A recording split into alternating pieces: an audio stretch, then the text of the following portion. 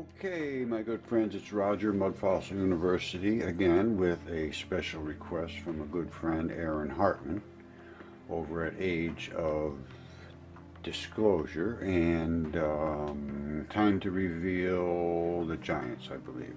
Now, I help Aaron and comment on things for him now and then because I do the chemistry part, and I have Mud Fossil University on YouTube, which you should come and subscribe to. It has all of the research, and it's very deep research, and there's no guesses there, and there's no guesses on my Mud Fossil research page on YouTube either. It's strictly research, so there's nothing there that, as a matter of fact, I only post research and then people can comment and challenge it. There's no actually posting there. Now Aaron has a whole different situation. He allows people to come in and look and think and do all the things that are required to think. I'm at a point where I cannot allow anything that's not 100% valid because I'm presenting it as true research. It's a different situation. So his page is dedicated to everybody having looking and trying to find out what things are. And I go there and I see and I find things that, yes, they're what they are. Sometimes they're not, sometimes they are. I can't afford not to have the right thing. So I'm going to show you how I make my determinations, and I'm going to comment on some of the things he sent. And I like to do this. All I care about is having people understand this is real, it's not silly, and there are very deep ramifications. It's not a monkey bone. All right. Now, this is a colossus somewhere, I'm not certain where, but it's a giant, and it was frozen by a Gorgon type of technology long ago, and it's written about by Ovid they call him. But anyway, this is the structure. Now you can see the pose. It's extraordinary, these poses. They have looks of wonder on their faces a lot of times. You see this architecture right here? You see that? That's the blood running down through the arterial side. Whenever it's red or rusty color, that's the artery side. It has what's called FeO3 blood, oxygen with iron oxide with the 3 oxygens. As it comes down, it forces itself through to the other side where it comes back as blue blood. In mud fossils, it will show up as black. Now, you see this stripe right here? You see that? It almost looks like somebody took a little pizza dough or something and wrapped it over there.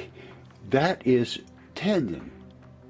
It's clearly different from what you see over here. And I'm going to show you the anatomy that'll show this. But anyway, the blood runs down all the way. So this is what we got.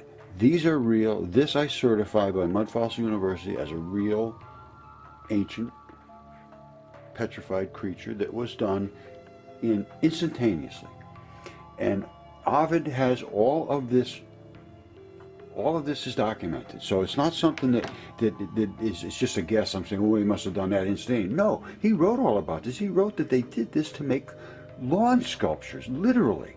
They did this and he posed these people and froze them instantaneously. That's what it says. All right, here's another one Aaron sent me, and it's there's the guy's artery as they ripped his arm off, and you can see the architecture of his arm. There's his artery bleeding all over the place. I mean, it's so unbelievable. I can't even imagine what was going on back then, but Ovid wrote about this. They told these guys, go up and hold this thing up, and then they froze them in place. That's just what happened, and it was written about. Now, down here, you see all of the blood flowing down. That's the part where I showed you before how the different types of muscle is darker here and separated and so forth. Now, there's the other foot. There's blood blowing out of that one. There's blood blowing out here. It was alive. That's all there is to it. It was alive. Case closed.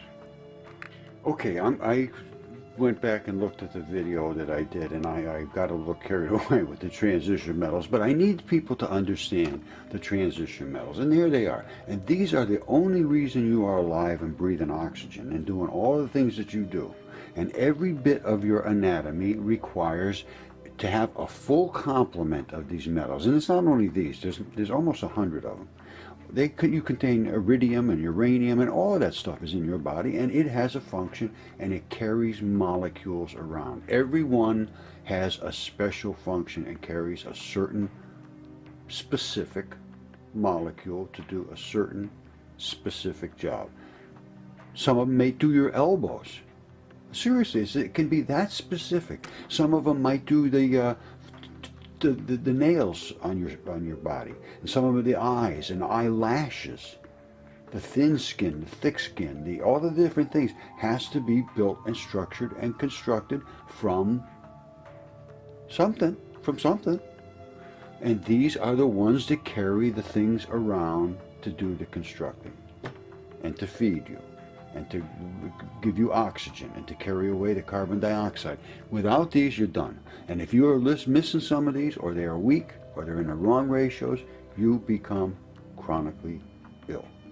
And the reason these things become in the right ratios is because your body processes the food that you take in correctly. And that requires bacteria, because the bacteria creates something that's called enzymes. Enzymes are literally chemistry kits. They're chemistry sets. And then one type of bacteria will say, well, my job is to create something that's going to go out and harvest copper. And if that bacteria is killed by an antibiotic, which is frequently done, you will not have copper. And if you don't have copper, you may not be able to hear. You may not be able to see correctly. You may itch all day long. You may have joint pains. But you will suffer from some chronic illness if you have too much of something or not enough of something. And if you ingest things that are not natural things and they bind with these things that should be carrying something else, then you are going to be possibly ill. Or if they come in and they attack things that you need and they break those molecules and you don't have them, you are going to be sick. So I recommended this for years now, and nobody will listen to me. I know I sound frustrated, and I am frustrated. I'm very frustrated, to be perfectly honest with you. I cannot believe the absolute... Anyway, I'm not going to go into this. I'm just going to continue on. The transition elements are absolutely required for your life and your maintenance and your health, and to keep you away from the doctors. And if you don't, and all the foods you eat are these colors. They're just colors. The food you eat didn't come in these colors because there's nothing there. It came in colors because you need these things in your body, and the earth knows that. Doctors don't know that. They have no clue about this. Don't care about this at all. I can't find anybody that has any care whatsoever about this. Now, it could be just incompetence, but I don't know. I have no idea why they don't care about what the natural system of your body is. And if you have these correct chemicals in you and these correct metals, they will deliver and pick up the things to make your body healthy. Case closed. Now, how do you get these things in your body to work correctly? Bacteria. All right, exactly identical to they use in the waste treatment plants, heavy metals and so forth. They attach to the heavy metals. They know what they're doing. They know exactly what to do. Exactly what to do. But if you break them, or if you go in there with antibiotics and kill them all, and these all go home and you're going to be healthy, you just sent somebody home with a death sentence. You sent them home to be chronically ill. It's a fact. If you don't have the right bacteria in your gut, which is what antibiotics kills, goes right through, they'll kill everything, it's all no good. These will never be able to do their job, and you will be sick. And that's why I get frustrated, because all we need is to have a national or a worldwide database that says, all right, here's what the metals are that are in your blood. All you need is a fluoroscope. They take a blood drop, and bloop, bloop, bloop, it says 27% iron, 6% this, and 1% of that, and blah, blah, blah, blah. And there's 100 of them. There's 100 of them. Now, you match that to the bacteria that is in your fecal sample. So here you are, you got a blood drop, you got a little piece of poop. Between the two of them, that is your life. That is your life. Your life is based on poop. Bacteria. I just thought about that. It's so funny. I gotta take a break. Okay, my friends, I am sorry. That just struck me funny. My father used to tell me things that made me laugh about. He used to say that everything you drink's been through the kidneys of a Chinaman at least once. Anyway, these kind of things strike me. Anyway, I'm going to go into some other stuff. At one point I say I'm going to wrap it up here. Well, I don't wrap it up. I just keep on going. So, anyway, I needed a good laugh. All right, thanks. Just keep watching. It's really very interesting. And this is not a monkey bone. I keep saying that, and it is not. It is not just a curiosity. All right, you should really look deep into this. Go to Mud Fossil University, subscribe, and start learning. Because just go. Well, I say learning. Go look. If you see something, it turns you on. You think it's right. Well, maybe there's something there. Well, take a look. Nothing there. You will find nothing, zero, that is not supported with some material physical evidence, or at least a very good story from the ancient texts, which I now believe are literally word for word fact. I mean, there's the things that they wrote which nobody could have expected, like a dragon and a leviathan and all these insane things that we've been finding in Mud Fossil University. They are actually true things that were written, and they're true, like this, the Gorgons. Somehow they petrified these people instantaneously. What is that all about? There's a lot of study could be done. You know, I think the academics might enjoy this if they ever got into it and let themselves devolve. All right, see you later. All right, we'll finish it up with the Colossus of Colossus of Apennine, I believe is how you pronounce it. And this was supposed to have been done in the 1500s. Well, it wasn't done in the 1500s. This was long, long ago, where the gods were here, and this was done by the gods, and they added a nest on a guy's back in the 1500s, and I'll show you that. Now, again, this is the kaolin clays. This is all the red bloody stuff that runs out. I can see all kinds of architecture on the skin, the blood running out of his legs. He had on some kind of a cape that was on him when he first originally was petrified. Now, let's look at other pictures about him. All right, this is what it looks like. This is and all they did was they built this thing up on his back. That's all, and they put a little dragon nest up down there in the 1500s. The rest of it is 100% real. I've checked that thing every single way you can check it, and it is 100% correct. And Ovid wrote everything about this in Metamorphos. It was very, very clear. They talked about doing it. They froze 200 of them in one day, and one guy was swinging his sword, and the other guy turned into stone so quick that when he hit him, his sword went twang, and he was also frozen at the same time with a look on his face of amazement, is what it said. All right, I told you I would make it extremely clear how different things have different transition metals in them, and this is what I've been pointing out to for years now, and I don't even think anybody realizes what it is other than the people that have been paying attention to mud fossils. This is a heart. It's an opalized heart. Now, opals form in blood. Blood is thick, thick, thick blood. Australia is slaughtered with blood. And the blood has transition metals in it. And when it's wet, these things, all of the body tissue, its natural condition is in wetness is to pass things in and out. It loves to move things in and out. It's called carboxylation. And it's carboxylation of transition metal elements. Every time you see a color, it's a transition metal.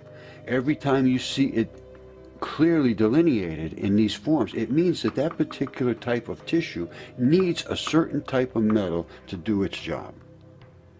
This might be vanadium, it might be copper, it might be whatever it is. There's 100 different transition metals. There's even iridium and uranium are transition metals, and they are in your body. And they do certain jobs. And the jobs they do are critical, and they just don't understand that either. They think they're just rattling around in your body. Well, they are not. They grab onto molecules up in your heart. They bring them down to your legs and extremities and your whole body, and they drop them off. And as that pH changes, they grab onto a molecule to take back up to the heart. to add another oxygen to it. Simple as that. It's the pH change that causes transition metals to handshake and release. Simple as that. And if you don't have them, you're sick. And if you don't have them in the right quantities, you're sick. And if you can't get them and process them by bacteria in your body, you're sick. It's called chronic illness. So I throw all these things in. I can't help myself. That's what I do. But let's go back to the giants. By the way, I don't want to beat this thing to death, but I've been trying to get some doctor to pay attention. There's not a single one will. All you need to do, because I can tell you right now, these tissues have to have exact type of chemistry. You are nothing but a chemistry set. And if you don't have the right transition metals, you're going to be sick. All they need to do is to take a blood sample with a fluoroscope reading to find out the percentages and what blood metals are in your body, and then they match that up to a database of the average and people that don't have any symptoms, and then they would look at the bacteria that's your body from a fecal sample. Between those two in a database, and everybody went in and did that, before long they would find out what bacteria was bad and what metal it deprived or would not remove from you, and therefore the type of bacteria that was bad in you, because they create what they call an enzyme. The enzyme creates the metal. And if you don't have the metal, you cannot drag the things around in your body for your fingernails and your ears and your eyes and your toenails, and all the things have different chemistry, and all of those different transition metals have a different chemical signature handshake. All right, I don't mean to get off on these tangents, but nobody ever listens to this stuff. They look at all these pictures and, oh, look at these giants, look at this and that. Well, there's so much more to this. In academia, it just treats it like I'm an idiot. This is not silly.